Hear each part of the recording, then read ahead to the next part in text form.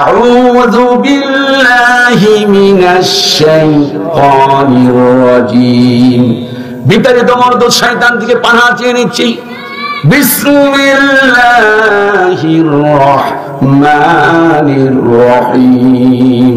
পরম করুণাময় আল্লাহ তাআলার নামে শুরু। আলা ইন্না আউলিয়া আল্লাহি লা খাউফুন আলাইহিম ওয়া লা হুম ইয়াহজানুন। আল্লাহ পাক বলেন সূরা ইউনূস আয়াত নাম্বার 42, আলা ইন্না আউলিয়া আল্লাহ, যারা আল্লাহর আউলিয়া হবেন, যারা আল্লাহর আউলিয়া হবেন অর্থাৎ যারা আল্লাহর গোলাম হবেন, আল্লাহর নেককার বান্দা হবেন, আল্লাহ পাক দুটো জিনিসের গ্যারান্টি দিলেন। এক নম্বরে বললেন লা খাউফুন, তাদের কোনো ভয় নাই। দুই নাম্বার বললেন ওয়ালা হুম ইয়াহজানুন, দুই নাম্বার বললেন যে শোনো তাদের কোনো টেনশন নাই, তাদের কোনো চিন্তা নাই। এবার আল্লাহর যারা গোলাম হবে আল্লাহ পাক বলেন তাদের গুণাবলী হলো দুইটা। ও তরুণ যুবক কথা বলো, গুণাবলী কয়টা? দুইটা গুণাবলী। এক নাম্বার হলো আল্লাযীনা আমানু ওয়া কানু ইয়াত্তাকুন। নাম্বার 1 আল্লাহর সত্যিকার অর্থে যারা গোলাম তাদের নাম্বার 1 কোয়ালিটি তারা হবে ঈমানদার, ওয়া কানু ইয়াত্তাকুন, আর তারা হবে হলো পরহেজগার, তারা হবে তাকওয়াবান। সুবহানাল্লাহ। আল্লাহ রাব্বুল আলামিন পরের আয়াতে বলেন যারা ঈমান আনবে আর যারা তাকওয়া অবলম্বন করবে আল্লাহ পাক তাদেরকে সুসংবাদ শোনাচ্ছেন। লাহুমুল বুশরা ফিল হায়াতিদ দুনিয়া ওয়া ফিল আখিরাহ। সুসংবাদ হলো লাহুমুল বুশরা, তাদের জন্য সুসংবাদ, ফিল হায়াতিদ দুনিয়া, দুনিয়াতে, ওয়া ফিল আখিরাহ, এবং আখিরাতের ময়দানে। তার মানে ঈমান এবং যারা তাকওয়া অবলম্বন করবে আল্লাহ পাক তাদেরকে দুনিয়া এবং আখিরাতে জান্নাতের সুসংবাদ শুনিয়ে দিলেন। সুবহানাল্লাহ। লা তাবদীলা লিকালিমাতিল্লাহ, আল্লাহ পাক বললেন শোনো আমার কালেমার, আমার কথাবার্তার কোনো পরিবর্তন হয় না। যালিকা হুয়াল ফাউজুল আযীম, আল্লাহ পাক বলেন এটাই হলো সবচাইতে বড় সাফল্য। সূরা ইউনূস, সূরার নাম কি? 42, 43, 44 নাম্বার আয়াত। এবার প্রশ্ন করব, কার কার মনোযোগ আছে তারা জবাব দিবে। আমি ধারাবাহিকভাবে যে আলোচনা করি ইউটিউব থেকে বেশি খুশি হয়ে যাব আলহামদুলিল্লাহ। কেন খুশি হব? বিগত দিনগুলোতে স্টেজের লোকগুলো ঈমান আমল ছিল না, তো জবাব দিবে তো দূরের কথা, প্রশ্ন করলে আরো রেগে যেত। বারবার এত প্রশ্ন করেন কেন? জানেন না তো কিছু, কথা বলা ঠিক কিনা? এই জন্য স্টেজে যারা আছেন তাদের দরকার আছে না নাই? কারণ স্টেজের লোকগুলো যদি ভালো হয়ে যায় পুরো জাতি ভালো হয়ে যাবে, আর স্টেজের লোকগুলো যদি চোর হয় পুরো জাতি চোর হয়ে যাবে। আমার সাথে কি একমত আপনি? হ্যাঁ। স্টেজের লোকগুলো থাকে গণ্যমান্য ব্যক্তি, সমাজের প্রভাবশালী ব্যক্তি, প্রতাপশালী ব্যক্তি। এই ব্যক্তিগুলো সমাজ পরিচালনা করে। এদের মধ্যে যদি কোরআনের জ্ঞান থাকে আল্লাহর কসম করে বলি সেই সমাজের মধ্যে জুলুম থাকতে পারে না, অত্যাচার থাকতে পারে না, সেই সমাজের মধ্যে জিনা আর ব্যভিচার হতে পারে না। সেই সমাজের নেতাগুলো ইডেন কলেজের মেয়েদের নিয়ে রাতের বেলা রাত কাটাতে পারে না। কথা বলেন ঠিক কিনা? সুন্দরী সুন্দরী মেয়েদেরকে টার্গেট করা হতো ভার্সিটিতে। যদি বলা হতো আমাকে ভার্সিটি একটা সিট দাও, ওই সুন্দরী মেয়ের সঙ্গে আর নর্তকী লাগিয়ে দেওয়া হতো, তোমাকে সিট দেওয়া হবে। শর্ত হলো একটাই, আমার নেতার ওই একটুকু বললাম না, নাউজুবিল্লাহ পড়েন, বানায় বললাম নাকি? বানায় বললাম নাকি? কারণ হলো চরিত্রহীন যখন সমাজের লোকগুলো হয়ে যায়, বড় বড় নেতাগুলো, তখন পুরো জাতি কি হয়ে যায়? চরিত্রহীন হয়ে যায়, খারাপ হয়ে যায়। এই জন্য জবাব দিতে হবে বলি ইনশাআল্লাহ। হাত তুলে বলি ইনশাআল্লাহ। যে সূরা নিয়ে আলোচনা করব সূরাটির নাম কি? মাশাআল্লাহ, সবাই বলেন। আমি কি ইংরেজিতে বলছি, উর্দুতে বলছি? আমি একদম খাস বাংলায় কথা বলছি। সূরাটির নাম কি? সূরা ইউনূস। আল্লাহ রাব্বুল আলামিন ওই সকল গোলাম, প্রকৃতপক্ষে যারা আল্লাহর গোলাম, আল্লাহ পাক তাদেরকে দুটো পুরস্কার দিবেন। এক নাম্বার পুরস্কার হলো তাদের কোনো ভয় নাই। দুই নাম্বার পুরস্কার কি? তাদের কোনো টেনশন নাই। মাশাআল্লাহ, আজকের অতিথি আমার খুব পছন্দ হয়ে গেছে, মনের থেকে বলতেছি। আমার যেটা ভালো লাগে সেটা বলে দিই, ভালো না লাগলেও সেটা বলে দিই, সেটা সম্মানের সাথে, অসম্মানের সাথে নয়। অতিথিগুলো বানানো হতো বদমাইশ, লম্পট, চোরগুলো অতিথি বানানো হতো। কথা বলে ঠিক কিনা? এক ওয়াক্ত নামাজ নাই, জুম্মার নামাজ আর মাঝে মধ্যে মাগরিবের নামাজ। নেই ফজরে, নেই জোহরে, নেই কো আসরে, মাগরিব হলে নেতা বসে প্রথম কাতারে খোঁজ রাখে না 11 মাস, মনে পড়ে রমজান মাস। তাদের ইসলাম দাড়ি সাটা, গোফে আটা, গাজায় মারে দম, নামাজ নাই, রোজা নাই, ইফতার খাবার জম। এই হলো ভাই যাদের নীতি, তারাই হলো অধিকাংশ সমাজপতি। ধর্মের বেলায় ঘুম। জবাবদার ঠিক কিনা? তাহলে পুরস্কার হলো দুইটা। 1 নম্বরে তাদের ভয় নাই, 2 নম্বরে তাদের কোনো চিন্তা নাই। এবার সবচাইতে জ্ঞানী ব্যক্তি কারা? মনোযোগ দিয়ে কে আলোচনা শুনেছে দ্বিতীয় ধাপে প্রশ্ন করব। তাদের গুণাবলী হবে 2টা। 1 নম্বর গুণাবলী কি? ঈমান। আপনি একাই পারছেন, আলহামদুলিল্লাহ। আপনি কিন্তু পারেন নাকি? আমি আগে বলছি, যা বলবো সুস্পষ্ট, কিন্তু কোন আলেমদের প্রশ্ন করতেছি না। বেয়াদবি মাফ করেন, যারা মাদ্রাসার টিচার, শিক্ষক, আপনাদের সম্মান দিয়েছেন স্বয়ং আল্লাহ। সুবহানাল্লাহ। তো ইন্নামা ইয়াখশাল্লাহা মিন ইবাদিহিল উলামা। আলেমরা সবচাইতে আল্লাহর বেশি ভয় করে। তাদের প্রশ্ন করার ধৃষ্টতা আমার মতো আব্দুল্লাহ আল মামুনের নাই। তারা আমাদের চেয়ে অনেক সম্মানিত। আমি জেনারেল শিক্ষিত যারা, তাদেরকে প্রশ্ন করতেছি, মাইন্ড করবেন না। আলহামদুলিল্লাহ, আপনি দ্বিতীয়বারে পাস করছেন। আপনার জায়গায় যদি আমি হতাম, নিজের খুব ভাগ্যবান মনে করতাম। সুবহানাল্লাহ। বলা হয়েছে যে অহংকার করা ঠিক না, তবে হ্যাঁ, অহংকার করা যায় যদি ভিতর মধ্যে দিন থাকে, চরিত্র ভালো থাকে, তাহলে এটা নিয়ে অহংকার করো। সুবহানাল্লাহ। গুণাবলী হলো 2টা, প্রধানমন্ত্রী মহোদয় বলে দিয়েছেন। 1 নাম্বার হলো ঈমান, 2। আরে আপনি আলেম মানুষ, আপনি কোন? আমি বলছি আম পাবলিক, আপনি বলেন না। আমিও শিখতে চাচ্ছি, আপনারও শিখেন। শিখার মাধ্যমে আজকের আলোচনা হোক না, কথা বলে ঠিক কিনা? 1 নাম্বার হলো ঈমান, 2 নাম্বার হলো তাকওয়া। এবার আল্লাহ পাক বলেন, যারা ঈমান আনবে এবং তাকওয়া আনবে, যারা পরহেজগারি অবলম্বন করবে, আল্লাহ পাক দুনিয়া এবং আখিরাতে একটি সুসংবাদ দিয়েছেন। তার নাম কি? জান্নাত। লিল্লাহি তাকবীর। তাহলে আমরা 2টি বিষয় নিয়ে কথা বলবো। একটা হলো ঈমান, আর একটা কি? তাকওয়া। বাচ্চারা তোরা কথা বল। 1 নাম্বার ঈমান, আর একটা কি? মাশাআল্লাহ। তোমরা থাকবা সবসময়, তোমরা বললেই তোমার খুব এক্সপার্ট। মাশাআল্লাহ, তোমরা তো আয়োজন করছো, তোমাদের দিকে খুব খুশি হয়েছি। খাবার গেছি, সেখানে যুবকেরা আমাকে আলিঙ্গন করেছে, রিসিভ করেছে, আবার মাহফিল পর্যন্ত নিয়ে আসতে আমার খুব ভালো লেগেছে। আমার মনে হচ্ছে এরাই হলো হযরত ওমরের উত্তরসূরি। লিল্লাহি তাকবীর। দাও আল্লাহ দাও আমায় আবার ওমর দারাজ দিল, দাও আলীর মতো বীর সেনানি জাগাতে নিখিল, দাও আল্লাহ দাও আমায় আবার ওমর দারাজ দিল, হামজাকে দাও ঘরে ঘরে। আল্লাহু আকবার। ইসলামী গান পরে হবে, যদি সুযোগ হয় পরে শোনাবো। তাহলে 1 নাম্বার হলো ঈমান, ঈমান, ঈমান। এবার যারা ঈমানদার, মেহেরবানি করে বলেন আমাদের জানমাল কার কাছে? মাশাআল্লাহ। যারা ঈমানদার, তাদের জানের মাল, তাদের জান হলো আল্লাহর কাছে। যারা ঈমানদার, তাদের মাল হলো আল্লাহর কাছে। ঈমানদারের জান মাল আল্লাহ কিনে নেয়, কিন্তু কাদের চাচার জান মাল কিন্তু আল্লাহ কিনে না। কারণ মুনাফিক। কাদের চাচা কি? কথা বলে, কাদের চাচা কি? কথা বলে একটা, মিল নাই, তারে বলে মুনাফিক। এই কাদের চাচার চরিত্রের লোকগুলো যারা, তাদের জানমাল আল্লাহ কিনে নাই। আল্লাহ জানমাল কিনেছেন মুমিনদেরকে। আল্লাহ রাব্বুল আলামিন সূরা তাওবার 111 আয়াতে বলেন, ইন্নাল্লাহা ইশতারা মিনাল মুমিনিন। আল্লাহ পাক বলেন মুমিনের জান এবং মাল, আনফুসাহুম ওয়া আমওয়ালাহুম, জান এবং মাল, বিআন্না লাহুমুল জান্নাহ, আমি আল্লাহ পাক জান্নাতের বিনিময় কিনে নিয়েছি। আল্লাহু আকবার। তাদের কর্মসূচি হলো 2টা। ও তরুণ যুবক কথা বলো, জান মাল আল্লাহ পাক কিনে নিয়েছেন। ঈমানদারের কর্মসূচি কয়টা? আরো জোরে বলো, কয়টা?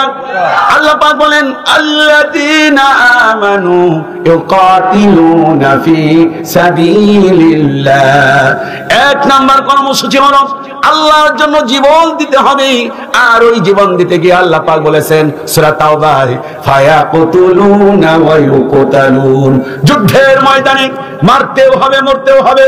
আল্লাহু আকবার বলে। যুদ্ধের ময়দানে ঈমানদারেরা শুধুমাত্র মরে না, মারেও। এই জন্য কবি সম্রাট আল্লামা ইকবাল বলেছেন, ও ইমানদারেরা, তোমরা যদি একত্রিত হয়ে ঐক্যবদ্ধ হয়ে তোমরা যদি ইসলামী আন্দোলনের ঘাঁটি বানাতে চাও, তোমরা যদি সত্যিকার অর্থে মানুষের দিলের মধ্যে ঈমান জাগাতে চাও, তোমাদেরকে জীবন দিতে হবে। আর যদি তোমরা জীবন দাও, স্বয়ং আল্লাহ পাক ফেরেশতা দিয়ে বদরের প্রান্তরে আল্লাহ পাক যেভাবে সাহায্য করেছিলেন, আল্লাহ পাক সেইভাবে আবার এই মুসলমানদেরকে সাহায্য করবেন। আল্লাহু আকবার। কবি সম্রাট আল্লামা ইকবাল বলেছেন, ফিদাই বদরে পয়দা কুন ফেরেশতে তেরি নুসরত কো উতর সকতে গর্দু সে কতর अंदर কতর আম্ভি।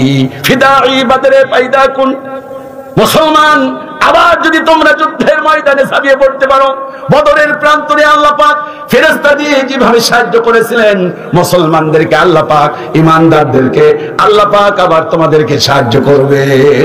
আল্লাহু আকবার। আমার বন্ধুগণ, যুবকেরা, তরুণ যুবকেরা, শোনো, এই ঈমান আনার পর ঈমানের উপর অটল এবং অবিচল থাকতে হবে। আল্লাহু আকবার বলেন। ঈমান আনার পর কি করতে হবে? সকলে বলেন, ঈমান আনার পর কি থাকতে হবে? অটল থাকতে হবে। জেল হতে পারে, জুলুম হতে পারে, ফাঁসির কাস্টে ঝুলতে হতে পারে, কিন্তু এরপরেও বাতিলের কাছে মাথা নত করা যাবে না। ঈমানের উপর অটল এবং অবিচল থাকতে হবে। চিল্লায়ে বলুন আল্লাহু আকবার। আল্লাহ পাক বলেন, ইন্নাল্লাযীনা ক্বালু রাব্বুনাল্লাহ, নিশ্চয় যারা বলে আল্লাহ আমার রব, যারা বলে রব্বুনাল্লাহ, আল্লাহ আমার রব, আল্লাহ পাক বলেন সুম্মাস্তাকামু, শুধু বলেই না, বলার পর যদি অটল এবং অবিচল থাকে, আল্লাহ পাক বলেন ঈমানদার যারা, আমি আল্লাহ পাক তাদেরকে চারটা জিনিস দিয়ে সাহায্য করব। যুবকেরা কথা বলো তো, যারা ঈমান আনার পর অটল এবং অবিচল থাকবে, কয়টা জিনিস দিয়ে আল্লাহ পাক সাহায্য করবে? এই সবাই বলেন কয়টা? মাশাআল্লাহ, খুব মনোযোগ দিয়ে শোনেন, ভালো লাগবে। আমি গঠনমূলক কথা বলার চেষ্টা করব। এক নাম্বার হলো, যদি এরকম নাকি এরকম সোজা, মাশাআল্লাহ। কে বললেন? আপনি বলছেন, মাশাআল্লাহ, ধন্যবাদ জানাই। আল্লাহ পাক আপনাকে কবুল করুন, আমাদের কবুল করুন। ঈমান আনার পর যত বিপদ আপদ মুসিবত আসুক, এরপরেও জালিমের জন্য জালিমকে দেখে ভয় করা যাবে না। অটল অবিচল থাকলে আল্লাহ পাক বলেন চারটা পুরস্কার তোকে আমি দিব। এক নাম্বার হলো তাতানাজ্জালু আলাইহিমুল মালাইকা, আল্লাহ পাক বলেন তুমি বিপদে পড়ে যদি, তাহলে আমি আল্লাহ পাক ফেরেশতা দিয়ে তোমাকে সাহায্য করব। সুবহানাল্লাহ। এক নাম্বার কি করবেন সবাই বলেন? ফেরেশতা দিয়ে সাহায্য করবেন। দুই নাম্বার আল্লাহ পাক বলেন আল্লাহ তাখাফু, কোনো ভয় নাই। ওয়ালা তাহজানু, তিন নাম্বার আল্লাহ পাক বলেন কোনো টেনশন নাই। চার নাম্বার হলো ওয়া আবশিরু বিল জান্নাহ। চার নাম্বার, ঈমান আনার পর যদি অটল অবিচল থাকতে পারো, আমি আল্লাহ পাক তোমাকে জান্নাতের সুসংবাদ শুনিয়ে দিলাম। চিল্লায়ে বলেন সুবহানাল্লাহ। এবার জবাব দেন, ঈমান আনার পর ঈমানের উপর অটল এবং অবিচল থাকা সহজ না কঠিন? কেউ বলেছেন সহজ, আবার কেউ বলেছেন কঠিন। আসলে আমি নেব কোনটা? সহজটা নিতে হবে। দেখি আল্লাহ জিজ্ঞাসা করি, আল্লাহ পাক আসলে ঈমানের উপর অটল থাকা সহজ না কঠিন? কোরআন এবং হাদিস থেকে একটু নেই। বিশ্বনবী বলেন, ঈমান আনার পর ঈমানের উপর অটল থাকা এমন এক জামানা আসবে, হাতের মধ্যে আগুন রাখা যেমন কঠিন, এর চাইতে ঈমানের উপর টিকে থাকা এর চাইতে বড় কঠিন হয়ে যাবে। বিগত 15টা বছর দেখেছি, এত জুলুম অত্যাচার করার পরেও কিছু কিছু ভাইদের উপরে জুলুম হবার পরেও তারা মাথা নত করে নাই। কথা বলেন ঠিক কিনা?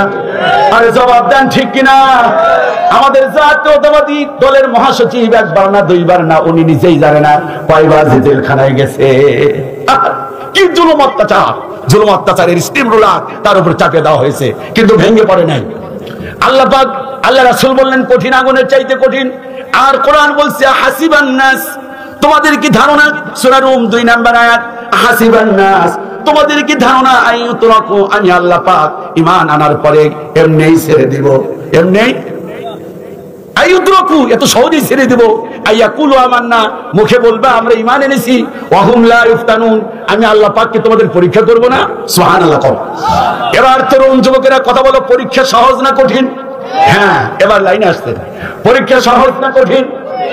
আল্লাহ পাক কোরআন আল কারীমে বলেন আম হাসিবতুম আন তাদখুলুল জান্নাহ, তোমাদের কি ধারণা আমি আল্লাহ পাক এমনি তোমাদের আন তাদখুলুল জান্নাহ, সহজেই জান্নাতে পৌঁছে দিব? এত সহজেই দিবে না। সবাই বলেন, সবাই বলেন। আপনাদের কি ওয়াজ বুঝতে সমস্যা হচ্ছে? এখানে সমস্যা হয়ে গেছে কোনটা জানেন? স্টেজের মধ্যে জ্ঞানী গুণী বেশি শিক্ষিত মানুষ, আর মাঝখানে কিছু লোক একদম আম পাবলিক, আমার বাবার মতো, আমার চাচার মতো। এখন আমি যদি হার্ড লাইনে যাই তাও সমস্যা, আবার নর্মাল লাইনে গেলেও সমস্যা। আমি ওদেরকে যেটা বুঝছি, আমি কি ভুল বলতেছি নাকি? কিন্তু এরপরে আমি সহজ এবং নরম দুইটাই বলবো ইনশাআল্লাহ। যাদের বুঝতে সমস্যা হচ্ছে আমি শেষের দিকে নরম নরম করে বোঝানোর চেষ্টা করবো ইনশাআল্লাহ। এই বাচ্চারা কথা বলবে না, একটু জবাব দাও, জবাব দাও। আল্লাহ পাক বললেন আম হাসিবতুম আন তাদখুলুল জান্নাহ, তোমাদেরকে ধারণা এমনি জান্নাতে চলে যাবে? আল্লাহ পাক দুটো জিনিস দেখবেন। কয়টা? জবাব দেন কয়টা? ওয়ালাম্মা ইয়ালামিল্লাহু আল্লাযীনা জাহাদু, এক নাম্বার হলো জুলুমের বিরুদ্ধে, জালিমের বিরুদ্ধে তোমাকে জিহাদ করতে হবে, এক নাম্বার জিহাদ। দুই নাম্বার ওয়ায়ালামাস সাবিরিন, দুই নাম্বার জিহাদ করতে গিয়ে বিপদ আপদ মুসিবত আসতে পারে, তখন তোমাকে ধৈর্য হারা হলে চলবে না, তোমাকে ওই মুহূর্তে ধৈর্য ধারণ করতে হবে। তার মানে ঈমান আনার পরে জান্নাতে যেতে হলে এক নাম্বার জিহাদ করতে হবে, দুই নাম্বার হলো সবর করতে হবে। সুবহানাল্লাহ। আল্লাহ পাক প্রত্যেকটি বান্দাকে পাঁচটা জিনিস দ্বারা পরীক্ষা করবেন। কয়টা? আরো জোরে বলেন কয়টা? এই দেখেন তো দেখি আমার আপনার জীবনে পরীক্ষা আসছে কিনা। সূরা বাকারার মধ্যে আল্লাহ পাক বলেন ওয়ালা নাবলুওয়ান্নাকুম বিশাইইম মিনাল খাউফ, এক নাম্বার অবশ্যই অবশ্যই আমি আল্লাহ পাক ভয় দ্বারা পরীক্ষা করব। জবাব দেন কি দ্বারা? আরো জোরে বলেন কি দ্বারা?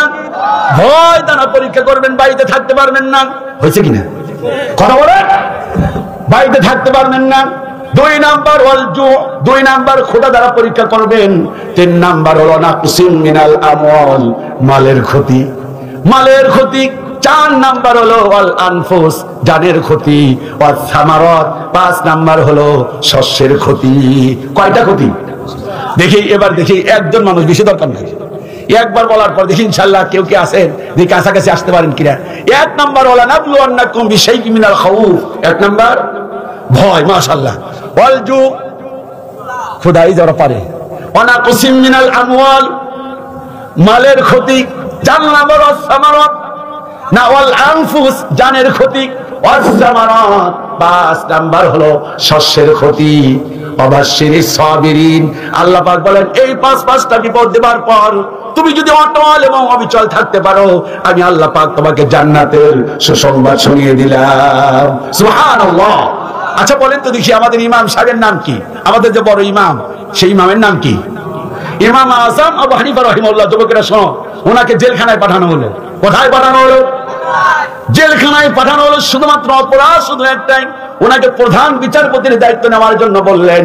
উনি বললেন যে না, জালিমের কখনো আমি প্রধান বিচারপতি হতে পারি না, কারণ তুমি লিখে দেবে আমাকে রায় দিতে হবে, আমি এই জুলুম সহ্য করতে পারবো না। কথা বলেন, লিখে দেবে আর কি করতে হবে? আরে ভাই ইমান নাই। ওই লোকটার নাম জানো কিছু বিদেশ গেছে, প্রধান বিচারপতি সিনহা না কি যেন, কথা কর না কেন? এসকে সিনহা, একটু খেয়াল করে, লোকটা তো মুশরিক, ইমান নাই, কিন্তু আসল কথা বলে দিছে। সে বলছে আমি কিছুই জানতাম না, আগের দিন লেখা শেষ, পরের দিন খালি সিগনেচার করতাম। কথা বলে ঠিক কিনা? আরে ভাই ইমান নাই। ওই যে সুখরঞ্জন বালি লোকটা ইমানদার না, মুশরিক, কিন্তু ওনাকে যখন নিয়ে যাওয়া হলো সেই হিসাবের বিরুদ্ধে ই করার জন্য, সাক্ষী দেওয়ার জন্য, উনি বললেন যে মরে গেলেও আমি মিথ্যা সাক্ষী দেব না। কথা বলে ঠিক কিনা? লোকটার ইমান নাই, দেখেন কেমন করে সাজানো হয়েছে। এরপর লোকটা মুশরিক, ওরে কি করলো? ভারতে নিয়ে গেল। ভারতে দীর্ঘদিন থাকার পর আবার দেশে আসছে। এখন বিভিন্ন মঞ্চে, সেদিন দেখলাম জামাত ইসলামের একটি মঞ্চে তিনি দাঁড়িয়ে বক্তব্য দিচ্ছেন। তিনি বলতেছেন যে জীবন চলে যেতে পারে, আমি মিথ্যা কথা বলতে পারবো না। আজকে সেই সুখরঞ্জন বালির মধ্যে যে নীতি নৈতিকতা আর ওই যে সিনহার মধ্যে সত্য বলার যে প্রবণতা, সেটা আজকে আমাদের অনেক মুসলমানের মধ্যে নাই। কথা বলেন ঠিক কিনা? এবার জবাব দেন, কাকে জেলখানায় পাঠানো হলো?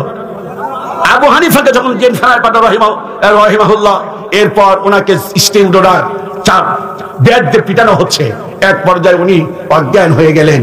কতক্ষণ পরে দেখলেন তার মা, বয়স হলো 90 বছর। যুবকেরা শোনো, 90 বছরের মাকে নিয়ে আসলেন, মায়ের সামনে এবার জেলখানায় পিটাই দিচ্ছে।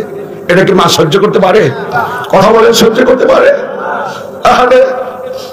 এক পর্যায়ে রড দিয়ে পিটাচ্ছেন, মা কাঁদতেছেন আর মাঝে মধ্যে হেসে দিচ্ছেন। পিটানো যখন শেষ হলো, ইমাম আবু হানিফা প্রশ্ন করলেন, মা আমাকে যখন পিটায় তুমি একবার হাসো আর একবার কান্দো, কারণটা কি? কয় বাবা তুমি আমার সন্তান, ওই জালিমারা তোমার রড দিয়ে পিটায়, আমি মা আমার সহ্য হয় না, এই জন্য কেঁদেছি। তবে বাবা কেন হেসেছি জানো? এত জুলুম অত্যাচার করার পরেও দেখলাম তুমি ইমানের উপরে অটল এবং অবিচল, এই জন্য আমি হাসতেছি। আরে আল্লাহ পাক আমার ছেলেরে আল্লাহ কি ইমানটা দিয়েছে, ইমানের উপর অটল অবিচল। দেখো হযরত বিলাল ছিলেন কালো মানুষ, হযরত বিলাল ছিলেন কালো মানুষ, একদম কালো, একদম নিগ্র, নাকটা চাপটা।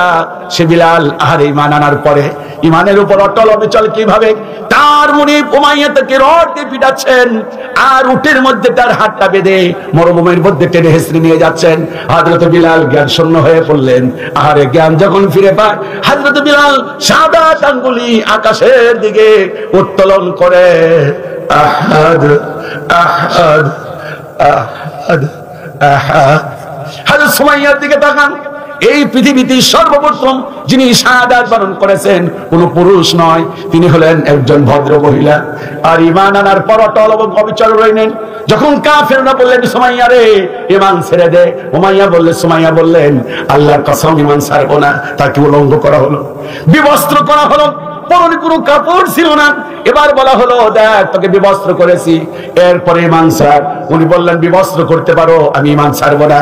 এরপর কি করা হলো যুবক কথা বলবো না, পায়ের মধ্যে রশি বাঁধা হলো, আর একটা উট টেনে নিয়ে আসা হলো, বাম পায়ে রশি বাঁধা হলো, ডান পায়ে এক রশি, বাম পায়ে এক রশি, দুই রশি বেঁধে এবার দুইটা উটকে দুই দিকে টানা হলো, মাঝখান থেকে ছিঁড়ে দ্বিখণ্ডিত হয়ে গেল। হযরত সুমাইয়া কালেমা পড়ে দুনিয়া থেকে বিদায় নিলেন, তিনি ঈমান হারা হলেন না। ঈমানের সবচেয়ে বড় দাম, ঈমানের চাইতে বড় দাম এই পৃথিবীতে কিছু নাই। এই জন্য আমার ভাইরা হযরতে খাব্বাব বিন আরাত এসে বললেন ইয়া রাসূলুল্লাহ, নবীজি এরকম আরাম ফরমাচ্ছিলেন মক্কার সামনে, এসে বললেন ইয়া রাসূলুল্লাহ আলা তাসতামসিরু লানা আলা তাদউল্লাহ লানা, আপনি কি আল্লাহর কাছে সাহায্য চাইবেন না, আল্লাহর কাছে কি দোয়া করবেন না? আমরা তো মার খেয়ে মরে গেলাম।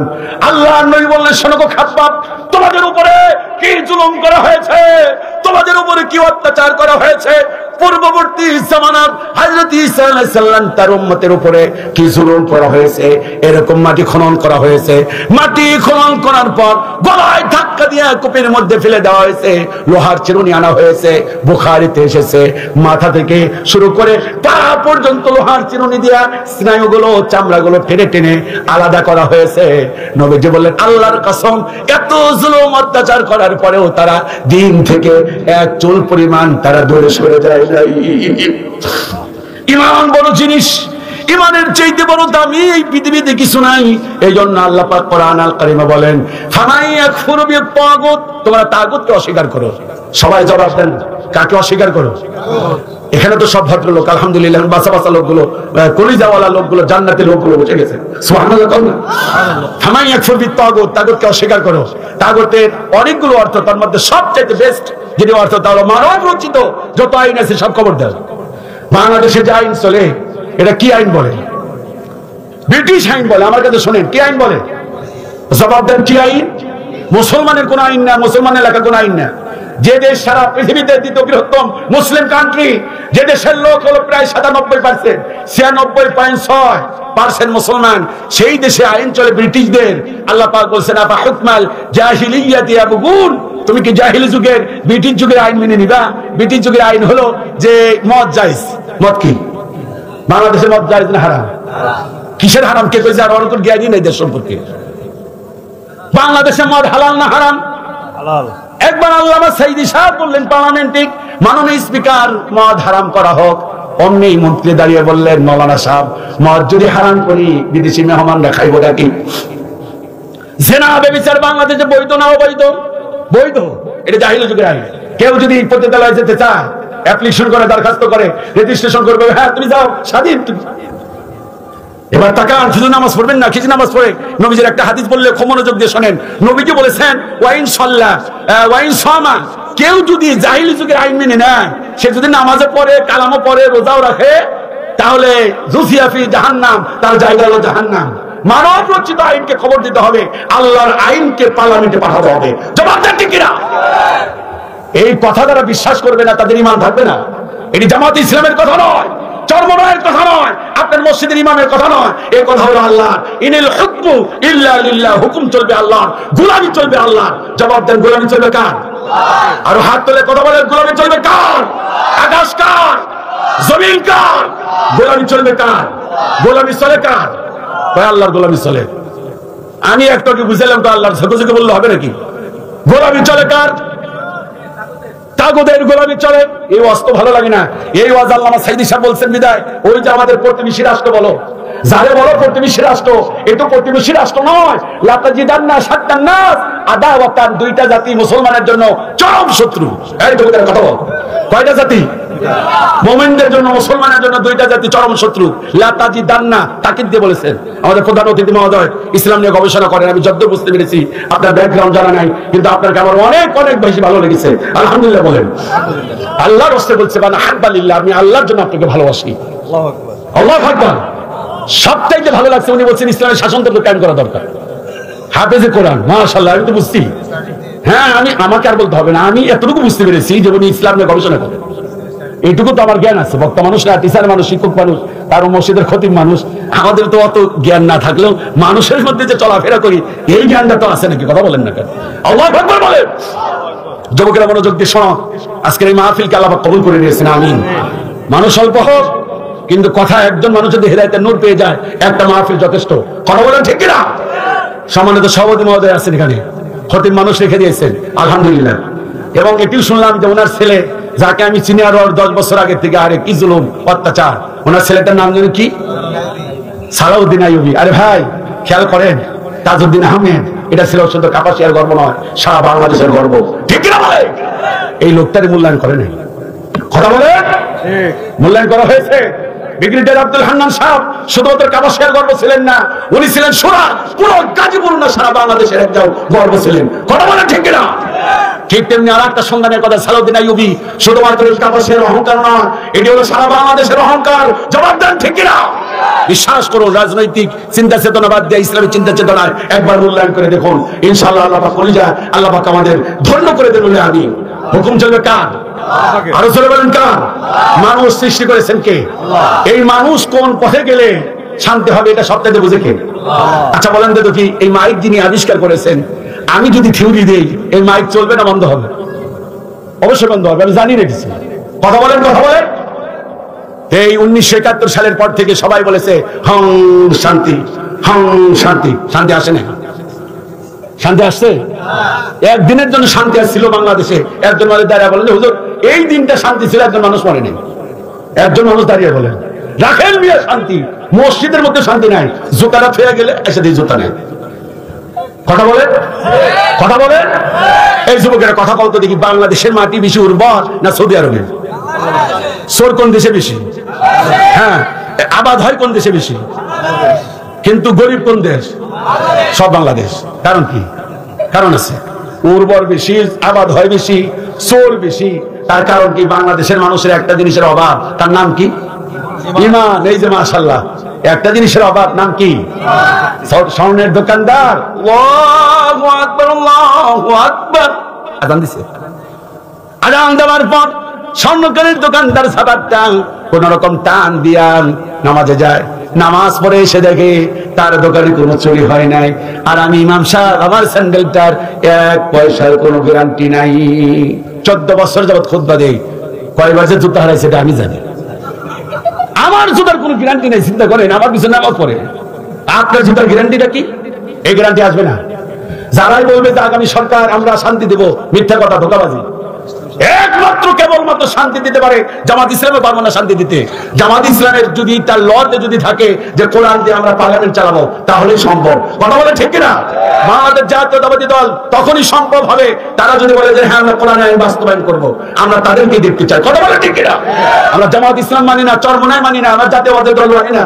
আমরা মানি কানা লোকও যদি এসে যদি বলে যে হ্যাঁ কোরআন দিয়ে আমরা রাষ্ট্র চালাতে চাই, আমরা তাকে সাপোর্ট করবো। তাহলে দেখবেন দেশে হং শান্তি, হং শান্তি, এটা বলা লাগবে না, অটোমেটিক শান্তি হয়ে যাবে। এই কথা কর না কেন? আমি কি বাড়িয়ে বলতেছি? কথা ঠিক কিনা? এই জন্য কোরআন দিয়ে রাষ্ট্র পরিচালিত হোক, এটাকে আমরা চাই। কোরআনে বলেছে চোর এবং চুন্নি, হটির চুন্নি চন্ডী কারে কয়? হ্যাঁ, আমাদের প্রধান অতিথি মহোদয় বলেছেন পলাইছে। মনোযোগ দিয়ে শোনেন, আমি সত্যি কথা আল্লাহর সাক্ষী রেখে বলছি, আমি অসারিকা এই মহিলা চোর সম্পর্কে আমি 5 আগস্টের আগে এত বুঝতাম না। কি কয় আল্লাহ, চোর কইলেই তো হইতো, আর সাথে কি সুন্নি কয় কে? আমি বুঝতে পারলাম সেই দিন এই ছেলের হাসবানা যেদিন বললেন আমার পিয়ন হলো 400 কোটি টাকার মালিক। আমি তখন চিন্তা করলাম, পিয়ন যদি 400 কোটি টাকার দুর্নীতি করে থাকে, না জানি উনি কত টাকা গায়েব করেছে। সচিবালয় আগুন লাগে, এর লাগে আগুন লাগে আমরা জানি। কথা বলে ঠিক কিনা? কোরআনের আইন যদি পার্লামেন্টে পাস হয়ে যায়, কোনটা? আসারিকু আসারিকা, চোর এবং চোরনির হাত কেটে দাও। ফাকতাউ আইদিয়াহুমা জাযাআন বিমা কাসাবা নাকালাম মিনাল্লাহ। আল্লাহ পাক বলেন এটাই তার জাযা, এটাই তার প্রতিদান। এই আইন যদি পাস হয়ে যায় তাহলে কত মন্ত্রীর হাত কাটা। আস্তে কোন কিসের মন্ত্রী? আপনার মেম্বারের অনেক মেম্বারের চুল কাটা দেবে, বোম চুরি করছে, বিধবার ভাটা চুরি করছে, কত কাটতে। আমি এক এলাকায় গেছিলাম, আমি যাবো হলো টয়লেটে, টয়লেট নেই কক্সবাজার হেন একটা টয়লেট আসছিল, আমার মেম্বার খাই ফেলাইছে। আর টয়লেট খেলো কেমনি? খাতা কলম কাগজের টয়লেট আছে, কিন্তু বাস্তবে নাই, এটা দুর্নীতি করে খাই ফেলাইছে। কথা বলেন না কেন আপনারা? মনোযোগ দিয়ে শোনেন, কোরআনের আইন যদি পার্লামেন্টে পাস হয়ে যায়, চোর এবং চুন্নির দেশে কি দুর্নীতি হবে? আরো জোরে বল, দেশে কি দুর্নীতি হবে? দেশে দুর্নীতি হবে না। মনোযোগ দিয়ে শোনেন, বিশ্বনবীর জামানায় এক মহিলা, সম্ভ্রান্ত পরিবারের এক মহিলা, বুখারী শরীফের হাদিস, সে চুরি করছে। এবার তার হাত কাটার আইন বিশ্বনবী বললেন যে ওর হাত কেটে দাও। চিন্তা করলেন কুরাইশ বংশের, চিন্তা করলেন যে এই মহিলা যদি হাত কাটা যায়, এই বংশের ইজ্জত একদম শেষ। এলাকার দু একটা বংশ আছে না, আছে কিনা? এর দুটো বলেন তো দেখি, নাম করা বংশ আছে কিন্তু বলেন, চৌধুরী, ভূয়া, মন্ডল ইত্যাদি ইত্যাদি আছে। তো চিন্তা করলেন যে এই মহিলার যদি হাত কাটা যায়, ইজ্জত শেষ। তাহলে কি করা যায়? আপনি মনোযোগ আছে তো না? মোনাজাত দিয়ে দিব, কোনটা করব? তাহলে একটু জোরে জোরে বয়ান করেন। মাশাআল্লাহ, ভালো কথা, আরবি কথা কইছে। হ্যাঁ, তাহলে জোরে সরে বল, লিল্লাহি তাকবীর। তো চিন্তা করলেন যে কারে পাঠানো যায় এই হাত রথটা বন্ধ করে দেওয়ার জন্য। তো নবীজির কাছের লোক ছিলেন হযরত যায়েদ, যার নামে কোরআন কারিমে একটা ব্যক্তির নামেই সাহাবীদের নামে একটা নাম আসছে, পুরো কোরআনে কোনো সাহাবীদের নাম নাই, একজন সাহাবীর নাম। সুবহানাল্লাহ। আর কাছে আসো, হ্যাঁ আরো কাছে আসো। তোমাদের কি দরকার? আমি সবসময় যুবকদের একটু টার্গেট করি। কেন টার্গেট করি জানি না, যুবকের কেন জানা আমার একটু বেশি ভালোবাসি। আলহামদুলিল্লাহ বলে তোমাদের গান শোনাবো ইনশাল্লাহ, বলি ইনশাল্লাহ। তো যায়েদকে পাঠালেন কয়েকজন সাহাবী, যাও গিয়া বলো যে আপাতত হাতটা জানি না কাটে, ইজ্জত শেষ বংশে। যায়েদ গিয়া বলেন ইয়া রাসূলুল্লাহ, মেহেরবানি করে কুরাইশ বংশের যে নারীটার হাত কাটার আইন দিয়েছেন, তার হাতটা আপাতত বন্ধ থাক। আল্লাহর নবী রেগে গেলেন, রেগে গিয়ে বললেন যায়েদ, কসম করে বলি তুমি তো কুরাইশ বংশের ফাতেমার কথা বলছো। আমার মেয়ে ফাতেমা, সে যদি চুরি করতো, আল্লাহর কসম আমি হাতটা কেটে দিতাম। আল্লাহু আকবার বলেন। এই জন্য আমার ভাইয়ের 1 নাম্বার হল ইমানের 1 নাম্বার দাবি হলো ফামাইয়াকফুর বিত-তাগুত, তাগুতকে অস্বীকার করতে হবে, মানব রচিত আইনকে কবর দিয়ে আমার ভাইরা ইসলামী প্রতিষ্ঠা করতে হবে। আল্লাহ পাক বলেন তোমরা যদি এই কাজটা করো, ওয়ায়ুমিন বিল্লাহি ফাকাদ ইসতামসাকা বিল উরওয়াতিল বুসকা। আল্লাহ পাক বলেন শোনো, যে ব্যক্তি তাগুতকে অস্বীকার করলো, ওয়ায়ুমিন বিল্লাহ, এবং আল্লাহর প্রতি ঈমান আনলো, ফাকাদ ইসতামসাকা বিল উরওয়াতিল বুসকা, সে এমন একটা রশি ধরলো, লান ফিসাম লাহা, আল্লাহ পাক বলেন এই রশি কশিন কালেও কখনো ছিঁড়ে যাবে না। সুবহানাল্লাহ, লিল্লাহি তাকবীর। আল্লাহ রাব্বুল আলামিন কোরআনুল কারীমে বলেন শোনা, ঈমান হলো পরকালীন পুঁজি। মেহেরবানি করে বলেন ঈমান কি? দুনিয়ার পুঁজি না আখিরাতের পুঁজি? আল্লাহ পাক বলেন হাল আদুল্লুকুম আলা তিজারাতিন তুনজিকুম মিন আযাবিন আলিম। এই আমি কি তোমাদেরকে এমন একটা পুঁজির কথা বলবো না, ব্যবসার কথা বলবো না, যা জাহান্নামের আগুন থেকে তোমাদেরকে মাফ করে দিবে? সুবহানাল্লাহ। আল্লাহ পাক নিজে প্রশ্ন করলেন যে এমন একটা ব্যবসা, এমন একটা, আর সেটা বলে ইমানি ব্যবসা। মেহেরবানি করে বলেন ব্যবসার নাম কি? সবাই বলবেন ইমানি ব্যবসা, যারা বলবে না তারা কিন্তু ঠকে যাবে। সবাই বলেন ব্যবসার নাম কি? দুনিয়ায় সফল না আখিরাতে সফল? না, আখিরাতে সফল, দুনিয়াও সফল। দুনিয়া একটু কষ্ট হবে। আল্লাহ পাক বলেন ব্যবসাটা হলো তুমিনুনা বিল্লাহি ওয়া রাসূলিহি ওয়া তুজাহিদুনা ফি সাবিলিল্লাহ। মনোযোগ দিয়ে শুনেন, ব্যবসাটা হলো যে আল্লাহ এবং তার রাসূলের প্রতি ঈমান আনবা আর জিহাদ করবা। কি করবা? আচ্ছা বলেন তো দেখি, এক বাক্যে বলেন, আমরা বদরের প্রান্তরে মুসলমানের সংখ্যা কম ছিল না বেশি ছিল? আরো জোরে কোন? ওহদের প্রান্তরে, আরো জোরে বলেন, ওহদের প্রান্তরে সব জায়গায় কম, কিন্তু মুসলমান কম হবার পরেও অধিকাংশ যুদ্ধে বিজয় লাভ করেছে। একটা জিনিস মুসলমানের মধ্যে ছিল, কাফেরের মধ্যে ছিল না। তার নাম কি? সবাই বলেন, তার নাম কি? বলেন তো দেখি, হিন্দুরা কেন জাহান্নামে যাবে? ঈমান, আর কিছু না। কিন্তু কথা বলেন, কথা বলেন। মুসলমানও অনেক জাহান্নামে যাবে, তবে একদিন জান্নাতে যাবে যদি তার কি থাকে। এদিকে তাকাও তো যুবকেরা, ঈমান মানে এক। সবাই বলে ঈমান মানে কি? মোটামুটি ধরে নাও ঈমান কি জিনিস বোঝাচ্ছি। একজন মানুষ ঈমান মানে কালিমা পড়ছে, লা ইলাহা ইল্লাল্লাহু মুহাম্মাদুর রাসূলুল্লাহ, এটা বলার পর একটা এক পাইছে। সবাই বলেন কত পাইছে? এবার আপনি একটা সালাম দিলাম, একটু দেন না, আসসালামু আলাইকুম, একটা জিরো পাইছি। আমি একটা জিরো পেয়েছি। এবার একের ডান পাশে একটা জিরো পেয়েছি, কত হলো? মাশাআল্লাহ। আসসালামু আলাইকুম হুজুর, একটু আর একটা জিরো পাইছি, কত হলো? আর একটা হিন্দু, তার নাম হলো নম, নাম কি? কথা বল না। উনি এসে সালাম দিয়েছে, আসসালামু আলাইকুম, উনি একটা জিরো পাইছে। হুজুরকেও সালাম দিয়েছে, একটা জিরো পেয়েছে। ওনার মার্ক কত? হ্যাঁ বুঝো তো কত? ওই নম্বর কি নাই? এক নাই। ভালো হচ্ছে, আমি সাকসেস। আমি যেটা চেয়েছিলাম ওটা বলছি। আর তোমাদের দিকে বারবার তাকাচ্ছি, বুঝো না? তোমাদেরকে জাগতে হবে, ঠিক না?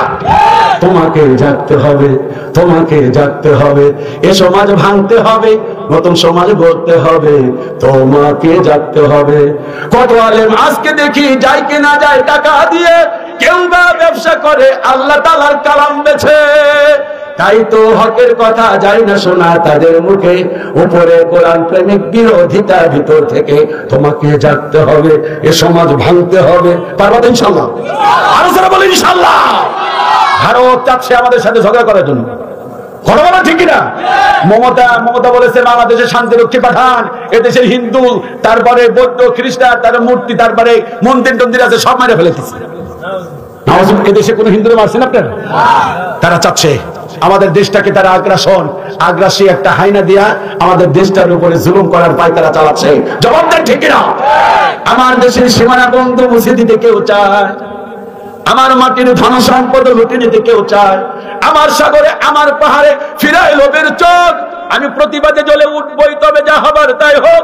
এই শান্ত সবুজ পতাকায় যদি পরে শকুনের থাবা, এই সুপ্ত বারুদ জাতি নিয়ে ফের খেলে যদি কেউ দাবা, কোটি মানুষের প্রাণের কুটিরে আগ্রাসনের হাত যদি কেউ বাড়ায়, তবে আবার যুদ্ধ হবে। সবাই বলো, আবার যুদ্ধ হবে, আবার যুদ্ধ হবে, আবার যুদ্ধ হবে।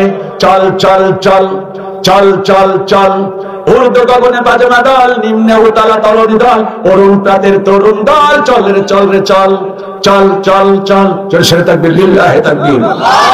আমাদের ইঞ্চি, 1 ইঞ্চি মাটি আমরা বিদেশি কোন লোকদেরকে দিব না ইনশাআল্লাহ। আর কথা বলে ঠিক কিনা?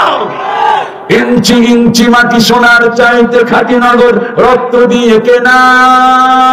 শত্রু বাহানাদার একটি কণা উতার কেড়ে নিতে কেউ পারবে না। রঙের তুলিতে আকাশ সবুজের ছায়া ঢাকা, সুজলা সুফলা পরিপাটি। লক্ষ শহীদ গাজী রেখেছে জীবন বাজি, করেছে স্বাধীন এই মাটি। বাংলাদেশ আমার, বাংলাদেশ তোমার, বাংলাদেশ আল্লাহর দান। সোনার জন্মভূমি, তোমার জন্মে আমি জীবন দিয়েছি কুরবান। শান্ত মাটির নিচে এখনো ঘুমিয়ে আছে 360 আউলিয়া। শহরওয়ার দিশের বাংলা ভাসানী আল্লামা সাইদি ও জিয়া। শহীদ পিতুর দেশে মুক্ত স্বাধীন বেশে সবুজ লাল পতাকা উড়ে।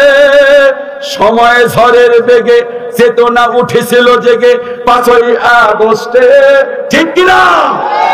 তাহলে জবাব দাও, একজন খ্রিস্টানের নাম কি? নাম খ্রিস্টানের নামও তো দেখতে জানি না। আমার তো একটা ছাত্র আছে, কি জানি না, আমার মনেই থাকে না। একটার নাম হলো পল, মনে হচ্ছে একটা। এবার কমল কান্তি বড়ুয়া, তানভীর ভাই কো গেছে কেন? মাশাআল্লাহ, তানভীর ভাইয়ের সাথে আমার পরিচয় আরো এই 15 বছর আগে, শেষ পর্যন্ত 13 বছর আগে আমি একটা গরম বক্তৃতা দিয়েছিলাম তানভীর ভাইদের মাহফিলে। সেই মাহফিল যে বন্ধ হয়েছে, আজ পর্যন্ত আর তালা খুলতে পারেনি। আমাকে তানভীর ভাই বলেছে, ভাই এমন গরম কথা বলেছিলেন, আমার 13 বছর মাহফিল বন্ধ হয়ে গেছে। তুই কই থেকে হুজুর? আমার ছেলে রাজাকার, অথচ আমার জন্ম হলো 1976 সালে, অথচ আমি রাজাকার হয়ে গিয়েছি। আমার বাপও রাজাকার ছিলেন না, আমার বাবা মুক্তিযোদ্ধার যারা ছিলেন টাঙ্গাইল আমার হোম ডিস্ট্রিক্ট, বাবা বলেছেন যে খাবার দিয়ে আমি সহযোগিতা করেছি। বাবা ইচ্ছে করলে সার্টিফিকেট আমিও নিতে পারতাম, জানি না টাকা দেবো 20,000 নিলাম একটা নিতে।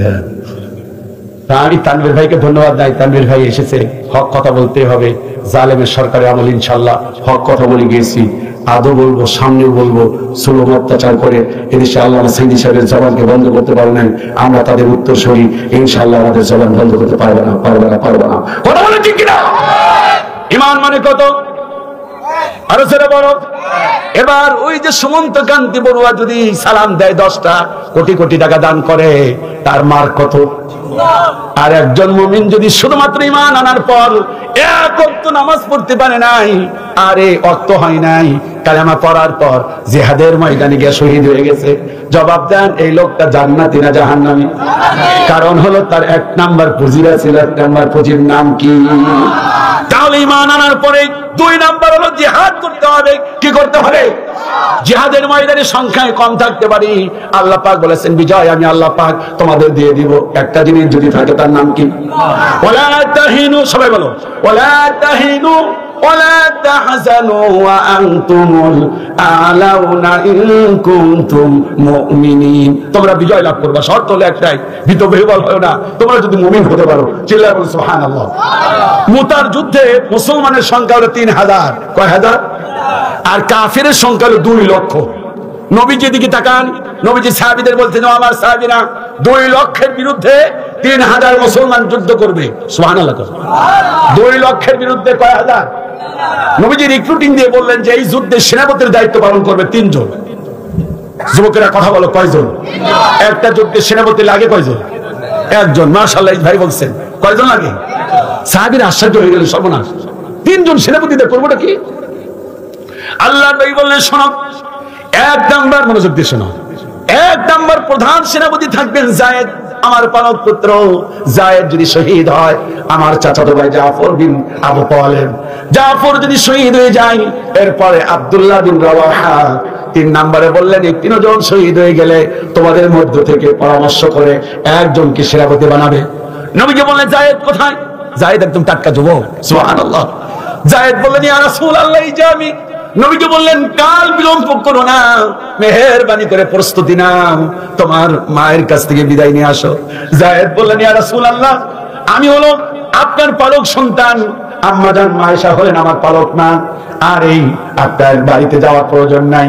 আপনি যখন আমার নাম ঘোষণা করেছেন, মা বাড়ি থেকে শুনেছেন, দোয়া করেন আমি যেন মুতার প্রান্তরে শহীদ হতে পারি। যায়েদ ঝাঁপিয়ে পড়লেন। নবীজি বললেন জাফর কোথায়? জাফর বাড়িতে যাও। হযরত জাফর বাড়িতে গেলেন। বাড়িতে যাবার পর দেখলেন স্ত্রী সুললিত কণ্ঠে কোরআন তেলাওয়াত করতেছে। কোরআন তেলাওয়াতকালীন সময়ে সালাম দেওয়া যায় না, খাবার সময় সালাম দেওয়া যায় না, এই হাদিস কোথাও পাওয়া যায় না। মনোযোগ দিয়ে শুনেন, স্ত্রী কোরআন তেলাওয়াত করতেছে, আর রহমান আল্লামাল কোরআন। স্ত্রীকে বললেন কোরআন তেলাওয়াত বন্ধ করো। বন্ধ করলেন।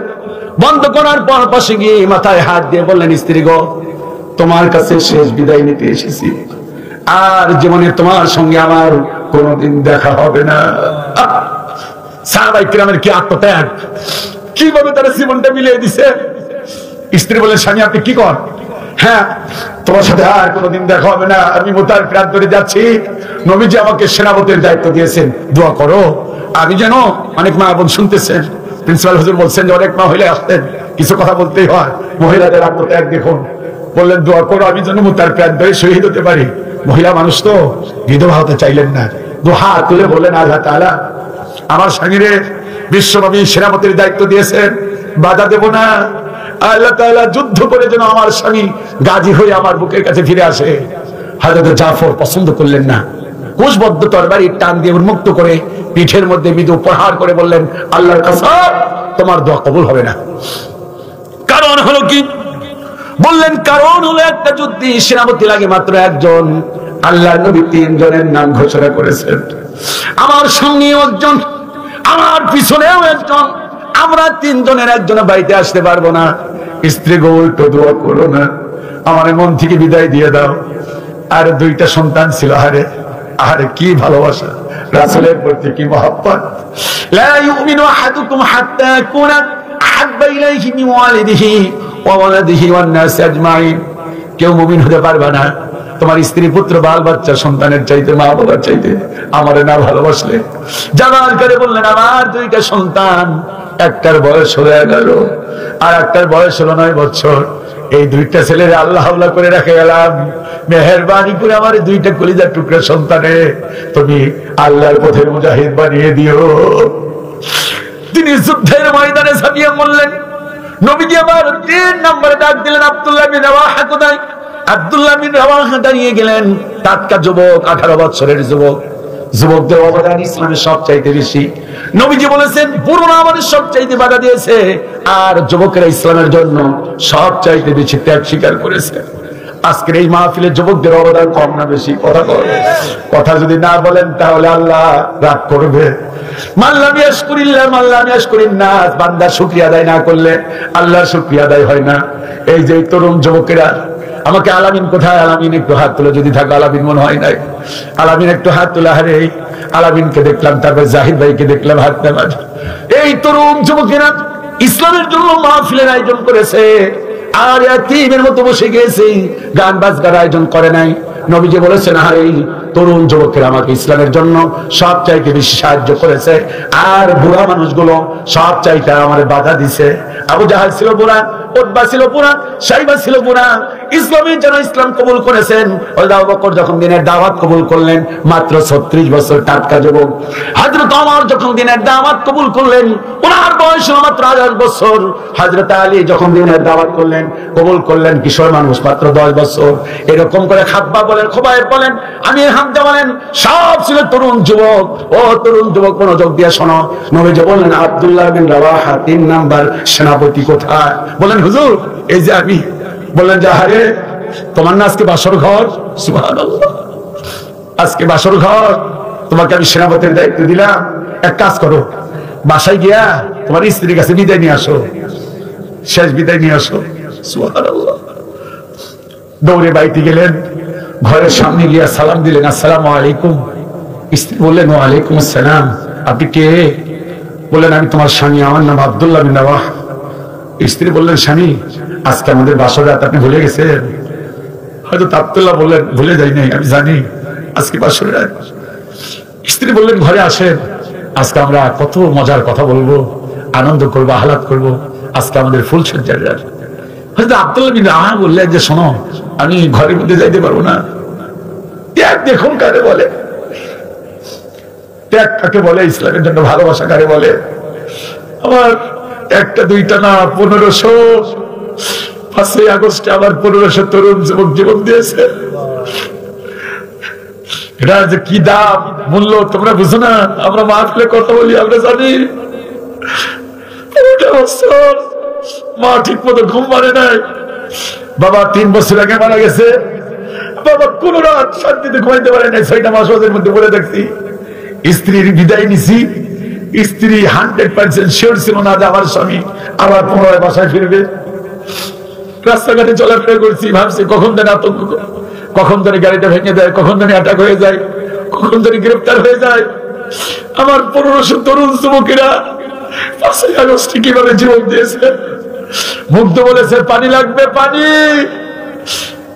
আর মুগ্ধরে শহীদ করে দিয়েছে, আবু সাইদের শহীদ করে দিয়েছে। এই তরুণ যুবকেরা মনোযোগ দিয়ে শোনো। আব্দুল্লাহ বিন রাওয়াহা বললেন স্ত্রী আজকে ফুলসজ্জার রাত, এটা আমি জানি, কিন্তু আমি ঘরে যেতে পারবো না, কারণ নবীজি আমাকে সেনাপতির দায়িত্ব দিয়েছেন। স্ত্রী বললেন ও আমার প্রাণের প্রিয়তম স্বামী, আল্লাহর নবী সেনাপতির দায়িত্ব দিয়েছেন। নারীদের আত্মত্যাগ দেখুন। আমি আপনাকে বাধা দেব না, তবে এক নজর আপনারে দেখতে চাই, এক নজরে দেখতে চাই। আরে আপনারে ভালো করে দেখতে পারি নাই, লজ্জায় লজ্জায় দেখেছি। হযরত আব্দুল্লাহ বিন রাওয়াহা বললেন কেন দেখতে চাও? দেখতে চাই এই কারণে আপনি যে শহীদ হয়ে যাবেন। তারা শহীদ হয়ে যায়, তাদের গোসলের প্রয়োজন হয় না, রক্ত মাখা শরীর নিয়ে হাসরের ময়দানে যখন উঠবেন তখন যেন আপনার চেহারাটা ভালো করে দেখে নিতে চাই, যাতে আমি চিনতে পারি। আব্দুল্লাহ বিন রাওয়াহা বললেন, ও প্রাণের প্রিয়তমা স্ত্রী, মায়ের মুখে শুনেছি এই মদিনাতুল মুনাব্বারায় তোমার চাইতে সুন্দরী সুশ্রী নারী আর কেউ নাই। আমি যদি ঘরে ঢুকি, তুমি যদি প্রেম নিবেদন করো, আমাকে যদি জড়িয়ে ধরো, আমার দেরি হতে পারে, আমি ঘরে ঢুকবো না। কথা দিয়ে গেলাম, তুমি যদি ধৈর্য ধারণ করতে পারো, এখতিয়ার করতে পারো, অন্যত্র বিয়ে না বসো, কিয়ামতের দিন আল্লাহ পাক এমনিতেই তোমার সঙ্গে আমার পরিচয় করিয়ে দিবে। হযরত যায়েদ তিনি যুদ্ধ করতে করতে শহীদ হয়ে গেলেন।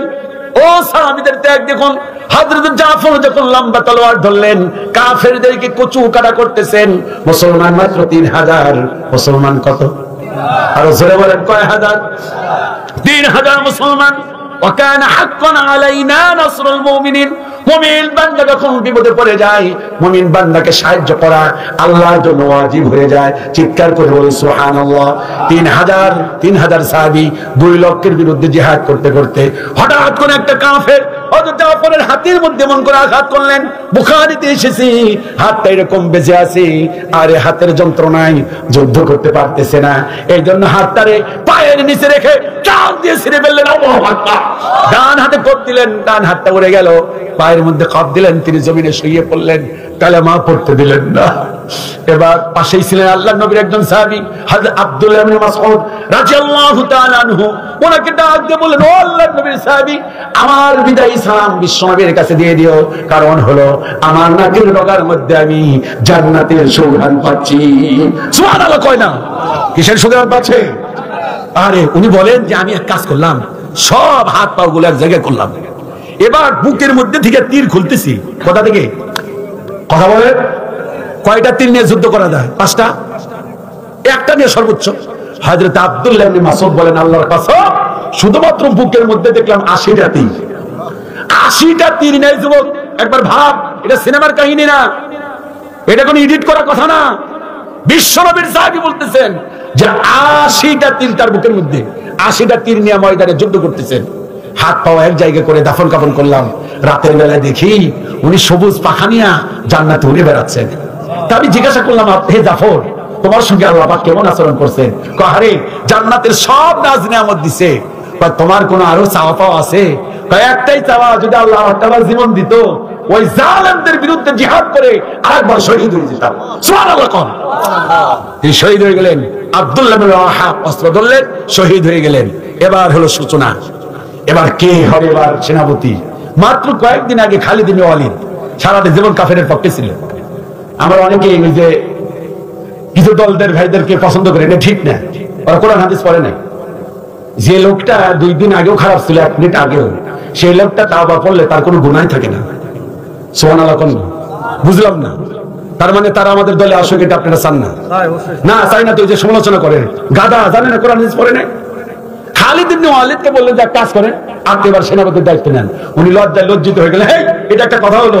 আমি তো সারা জীবন তোদের সাথে দুশমনি করছি, আমি তো কয়েক মিনিট আগে ইসলাম কবুল করছি। সুবহানাল্লাহ।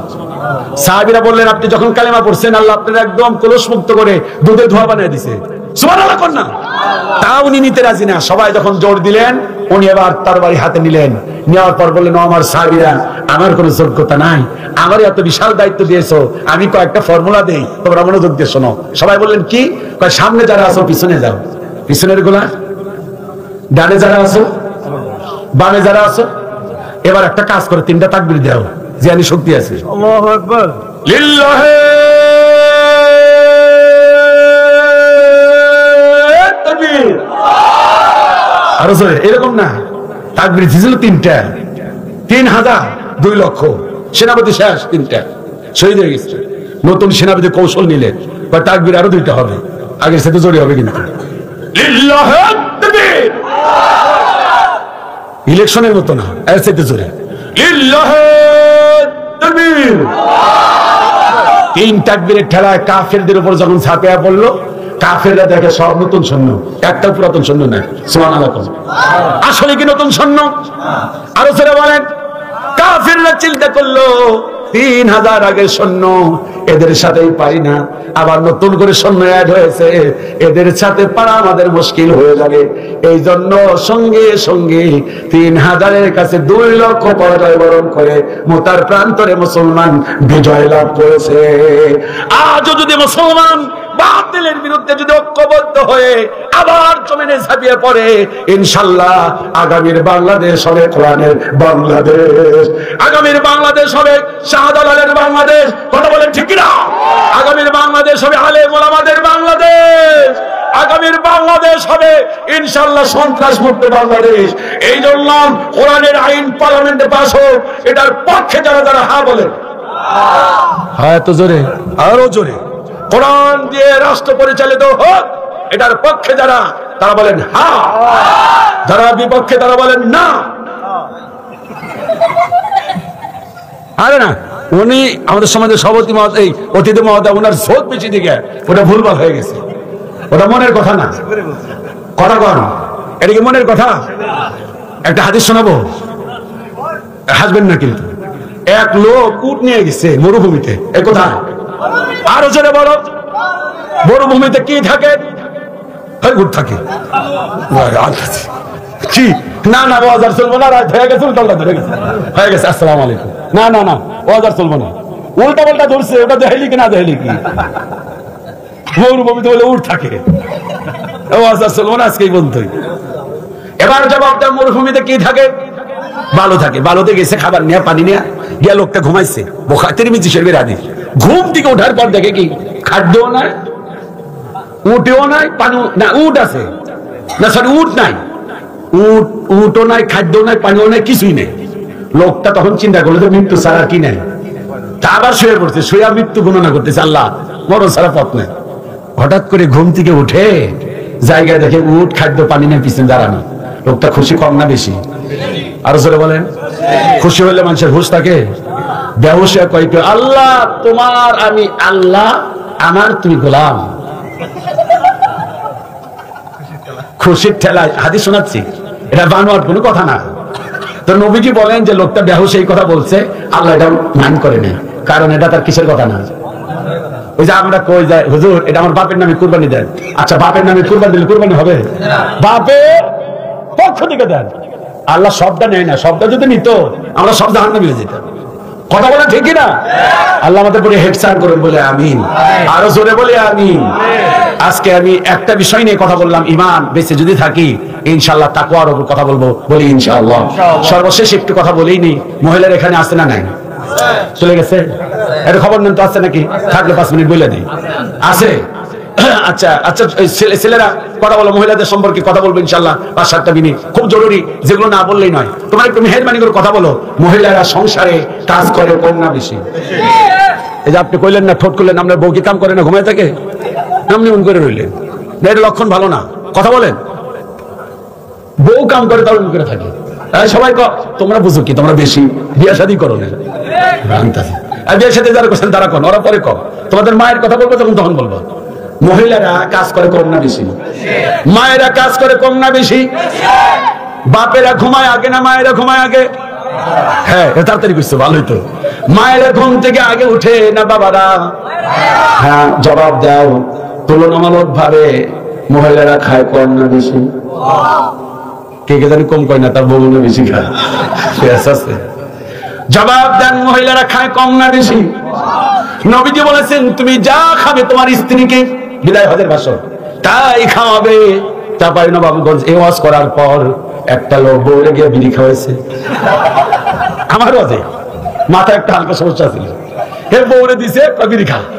বউ কাছে কেন জি বুড়ি খাবো কেন? মুলবি সব কইছে আমি যা খাবো তোমাকে তাই খাইতে হইবে। খাওয়াইছে। পরের দিন সকালে দৌড়াইছে, হুজুর কি ফতোয়া দিচ্ছেন, আমার বিড়ি খাওয়াইছে। এটা কই নেই, আমি এটা বলছি যে রুই মাছের মাথা আপনি খাইলে বউরে খাইবে। তাই ছেলের হাসো কেন? রাত 12টা বাচ্চা একটু হাসির অস্ত্র করতে হবে। কথা বলো ঠিক কিনা? তাহলে জবাব দাও, মহিলারা কাজ করে কম না বেশি? আরো জোরে বলেন, খায় কম না বেশি? এবার জবাব দাও, মহিলারা বকা খায়, মার খায় কম না বেশি?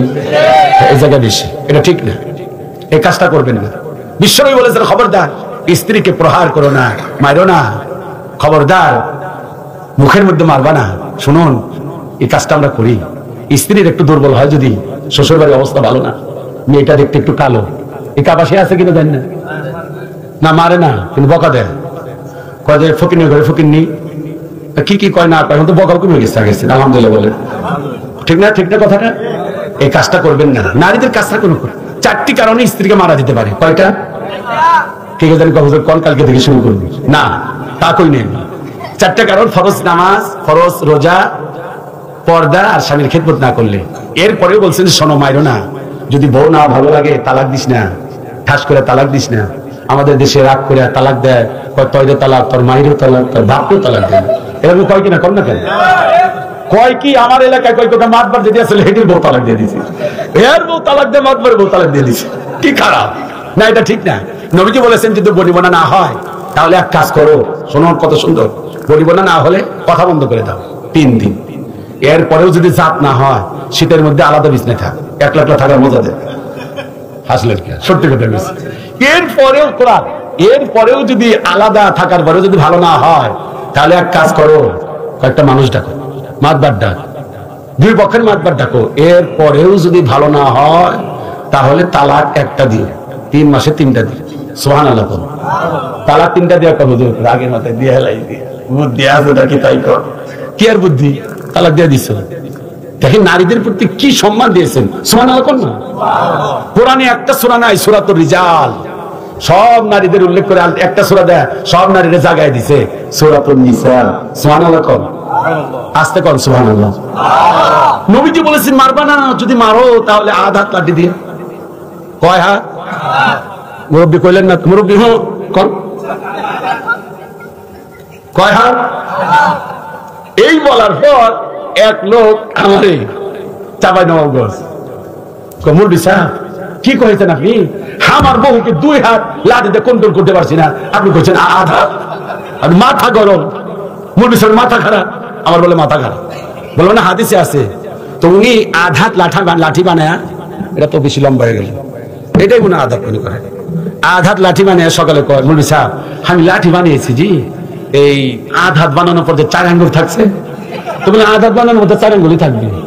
বলবে না 4 আঙ্গুল আমি কন্ট্রোল করতে পারবো না, আমার বহু দারোগা। বললাম আপনি কন্ট্রোল করেন কা? আমি কি কোনো বুদ্ধি করতে পারবো? বললাম বুদ্ধি করেন কা? দেখি আধা ঘন্টা পর লোকটা না মাথা চোখকে আনছে কলমের মতো। তো বললাম যে মাথা চোখকে আনছেন কা? বলবে আপনি কইছেন মারতে, আমি খালি গুতো মারবো, গুতো। হাসেন কে? এটা কি ঠিক কথা? কন না, বুঝলাম না, এটা ঠিক? বউকে মহব্বত করবেন, কপালে চুমা খাইবেন, সগীরা গুনাহ মাফ হয়ে যাবে। মহব্বতের দিকে তাকাবেন, সগীরা গুনাহ মাফ হয়ে যাবে। সুবহানাল্লাহ কোন না? নবীজি বলেছেন ওই স্বামীর চাইতে সেরা স্বামী নাই। আযান হয়েছে, আল্লাহু আকবার, আল্লাহু আকবার, আসসালাতু খায়র। অমনি ঘুম থেকে উঠে হালকা, হাদিস আছে, মৃদু পানি তার কপালের মধ্যে ছিটাই দিছে, আবার গ্লাস ধরে ঢালা দিয়ে দিল। হুজুর কইছে পানি দিতে, গ্লাস ধরে ঢালা দিলা না, হালকা, শীতের দিন দরকার নাই, হালকা একটু পানি দিয়ে মাথায় একটু আদর করে বলা, স্ত্রীকে উঠো, আযান হয়েছে, নামাজে দাঁড়াও। সুবহানাল্লাহ। নবীজি বলেছেন এর চাইতে সেরা স্বামী পৃথিবীতে আর নাই। আল্লাহু আকবার। আর পুরুষদের বলছেন যে আদ-দুনিয়া কুল্লুহা মাতা, এই পৃথিবীর সব কিছু সম্পদ, তবে সেরা সম্পদ হলো আল ইমরাতুস সালিহা, তোমার বউটা যদি সতী হয়। যার বউ সতী, পৃথিবীতে এর চাইতে সুখ আর নাই, ঠিক কি না? আর আস্তে কর, জোরে কর। বউর সাথে ঝগড়া করে টিচার যদি পড়াইতে আসে, পলাবান এমনি বুঝে, স্যার আজকে আমাদের বউর সাথে ঝগড়া করে আসে। আমি একদিন ওয়াজ একটু করা কইছি, হঠাৎ করে একটা পাশে সভাপতি ছিল অপরিচিত, বউর সাথে তো রাগ করে হানি, তো বউর সাথে রাগ করে বুঝলেন কেমনি? করা কথা কইতেছেন যে এটা বলে কথা, বউর সাথে যদি শান্তি থাকে সারা ঘর শান্তি। সুবহানাল্লাহ। আমি সর্বশেষ 3টা হাদিস শোনাচ্ছি। আম্মা জান আয়েশা বলেন আমাকে এত মহব্বত করতেন, আমি আগে কোনোদিন সালাম দিতে পারি নাই। সুবহানাল্লাহ। আচ্ছা আজকে বউকে কি সালাম দিয়েছেন একটু হাত তুলে দেখান তো। মাশাআল্লাহ, 1 2 জন, স্টেজে দরকার নেই, 2 জন আপনি সর্বশেষ করে সব সময়, মাশাআল্লাহ, আলহামদুলিল্লাহ। আরে ভাই, বউ যদি সালাম দেওয়ার পর বউ যদি ওয়ালাইকুম সালাম কয়, মনে হয় যাই লাভ ইউ করি। হাসেন কেন? কথা বল না কেন? বাস্তব কথা। হাসে, হ্যাঁ আমার কথা বলে হাসতে পারেন, কিন্তু স্বর্ণের মতো দাম। হ্যাঁ, আল্লাহু আকবার বলে। এই ছেলেরাই হাসবি না। টাঙ্গাইল গত কয়েক বছর আগে আমি বলছি যে বউকে সালাম দিবেন, অনেক মুরব্বি হাত তুলছে। আপনি বউকে সালাম দিবেন তো ইনশাল্লাহ? একটু হাত তোলেন, হাত তোলেন। পোলাবান হাত তুলছে, বিয়ে করেন ওটা, ওটা না, হাত তোলেন, হাসবেন না, হাত তোলেন। তোমার মাকে সালাম দেবো, তোমার হাত তোলো, আব্বু হাত তোলো, হাত তোলো, মাশাআল্লাহ, হাত দিবেন তো ইনশাআল্লাহ। আমি 4টা 5টা সুন্নাত দিয়ে দিই। আমি এই ওয়াজ করার পর পরের দিন এক মুরব্বীর সাথে দেখা পরে বলছি, বয়স হবে 70-75, বলছে কাকা সালাম দিছিলেন আঞ্চলিক ভাষা। কই আল্লাহ, সালাম দেন, বিপদে পড়ছি। কি বিপদে পড়ছে? আপনার চাচিরে সালাম দিছি, কম বুড়া বয়সে, ফুটন গেছে, শখ আছে বুড়া বয়সে, নাতিপুতি দেখলে কি করবো? আমি বললাম যে জীবনে কোনোদিন সালাম দিছিল না? কয় হুজুর জীবনে দিই নেই, ওইটাই প্রথম দিছি। আর এক লোককে সালাম দিতে লজ্জা করে না। নবীজি বলেন, আমার আম্মা জান আয়েশা বলেন, সব সময় নবীজি আগে সালাম দিতেন। সুবহানাল্লাহ। একটা সুন্নাত মহব্বতের কথা বলি। আম্মাদের মা আয়েশা বলেন, নবীজি এত মহব্বত করতেন, আমি পানি খেতাম, মুখ লাগিয়ে পানি খেতাম, রেখে দিতাম অর্ধেকটা। আমি যেখানে মুখ লাগিয়েছি আল্লাহর নবী সেখানেই মুখ লাগিয়ে বাদ বাকি পানিটুকু খেয়ে ফেলতেন। আল্লাহু আকবার বলেন। হাড্ডি খেতাম, তেমন মাংস রান্না হতো না, গোস্ত রান্না হতো না। মাঝে মধ্যে রান্না হলে হাড্ডি খেয়ে চুচে চুচে রেখে দিতাম। নবীজিকে দেখতাম দস্তরখানা থেকে হাড্ডিটা আবার পুনরায় চুচে খাইতেন। আরে ভাই, মহব্বত হবে না কেন? আমাদের মা আয়েশা বলেন, নবীজি এত বেশি ভালোবাসতেন, আমার তো বয়স কম ছিল, মাঝে মাঝে আমি কেন্দ্রে দিতাম। সুবহানাল্লাহ। মহব্বতে কেন্দ্রে দিতেন।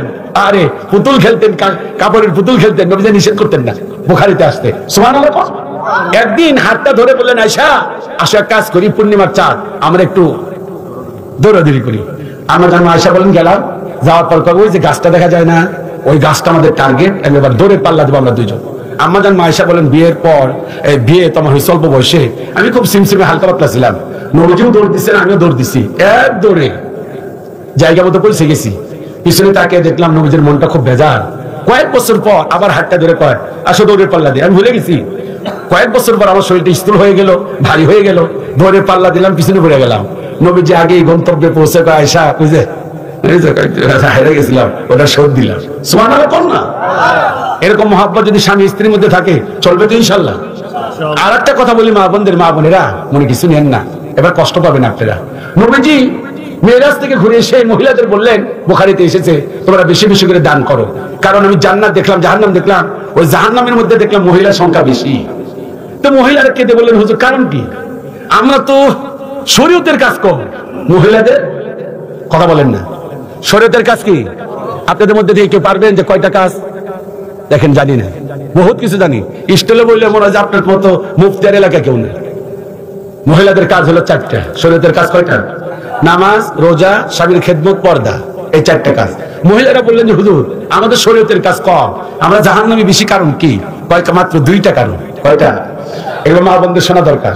1 নম্বর কারণ, তোমার স্বামী বেচারা এত কষ্ট করে, রাত জাগে, পরিশ্রম করে, শিক্ষকতা করে, কৃষকের কাজ করে, বেচারা এত কষ্ট করে, তোমাকে যদি একটা ধমক দেয়, একটু যদি বকা দেয়, হঠাৎ করে কান্দে দেখো তোমার সাথে বিয়ে বৈশা, তুমি বলার মানুষ দেবন শেষ বোঝো তুমি কিনবো। এটা একটা মুরব্বী মানুষ করলে কথা আছে, কি একটা অভিজ্ঞতা অর্জন করছে। আপনারা বলেন, কয় কিনা, কতক্ষণ হাসবেন না, কয় কিনা, কয় তোমার সাথে বিয়ে বৈশা সুখ পাইলাম না, জীবন শেষ, জীবন একদম তেজ কথা। কথা বলেন। নবীজি বলেন, এই যে স্বামীকে তুমি কষ্ট দিলা, এই কারণে জাহান্নামী। আর একটা কারণ, তোমরা বেশি বেশি বদ্ধ দাও, এই কারণ। আমি আর আপনাদের বিরক্ত করতে চাই না। মা বোনদের আমি বলতে চাই, আপনারা 4টা কাজ ধরবেন। হুজুর কথাগুলো গুরুত্ব না? কয়টা কাজ? 2টা কাজ ছাড়বেন। এই পৃথিবীতে আল্লাহর পরে, মনোযোগ দিয়ে শুনেন, রাসূলের পরে নারীদের সবচাইতে সম্মানের ব্যক্তি কে? এটা মহিলারা জানে না। জানে? জানে না। মা বাবা ফরজ ছিল, ওয়াজিব ছিল, যেদিন বিয়ে হয়েছে এটা দায়িত্ব এখন কার উপরে? স্বামীর উপরে। এটা মা বোনদের শোনা উচিত। বিশ্বনবী একবার সফরে বের হলেন, জঙ্গলি উটেরা পা চুম্বন করলেন। কথা বলেন কি? তো সাহাবীরা বললেন, হুজুর আপনি যে বিশ্বনবী, জঙ্গলি উটেরা বুঝছে, আমরাও সেজদা দিই। নবীজি বললেন, না, মানুষ মানুষকে সেজদা দিতে পারে না। এই পৃথিবীতে যদি সেজদা দেওয়ার অনুমতি থাকতো, তা আল্লাহ পাক নারীদের বলতেন যে তোমার স্বামীর কাছে, পায়ের কাছে সেজদা দাও। আমি এর চাইতে বড় কথা মা বোনদের আর ওয়াজ করার আমার দক্ষতাও নাই, আমার যোগ্যতাও নাই। এই জন্য মা বোনদের বলি, স্বামীদের কষ্ট দেন না। যে ব্যক্তি স্বামীরে কষ্ট দেয়, ওই নারী কোনোদিন জান্নাতে হতে পারবে না। কথা শেষ। কথা ফাইনাল না সেমিফাইনাল? আরো জোরে বলেন, ফাইনাল না সেমিফাইনাল? তাহলে আজকের প্রতিপাদ্য বিষয়।